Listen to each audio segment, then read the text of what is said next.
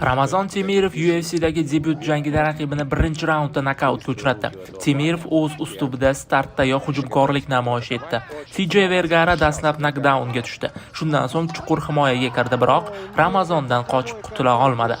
Uning Vergaraning tanasiga yo'llagan kuchli zarbalaridan keyin raqibi katta og'riqni his qildi va jangni davom ettira olmadi. Чтобы не пропустить чего-то тяжелого, левый сбоку заходит, по печени заходит и 27 yoshli jangchimizning tashkilotdagi startidayoq kelgusida u o'z vazni va kerak bo'lsa butun UFC yulduziga aylanishi sezilib turdi.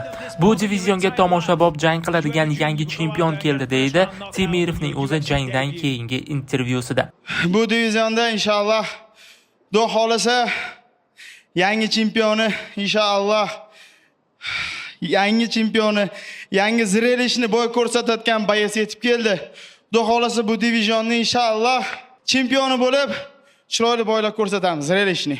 Zero Temirovning asosiy maqsadi 57 kilogramm vaznning haqiqiy qiroliga aylanish. UFC'dagi eng zerikarli vaznlardan biri hisoblangan ushbu toifani shak shubhasiz Temirov tez orada eng tomoshabob vazn toifasiga aylantira oladi. To'g'risi, anaqada juda ham shunaqa zrelishni bo'y ko'rsatishni yaxshi ko'raman. Shu uchun ham Xudo xolasa bu meni vesimda hammasi boyasdan ko'rib borgan sababli zrelishni boylar kamroq bo'ladi. Xudo xolasa endi bu divizionda men kirdim. Yana ham chiroyli janglar, zrelishni boylar Xudo xolasa ko'rsatamiz. Bu vesda Xudo xolasa chempioni bo'lish inshaalloh.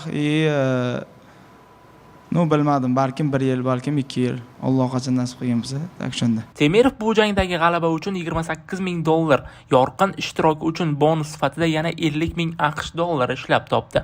Debyutdayoq salkam $80,000. O'ylaymizki, Temirov keyingi janglarda ham bugungiday yorqin ishtirok ko'rsatib, hali UFC'ning ko'plab gonorarlarini qo'lga kiritadi.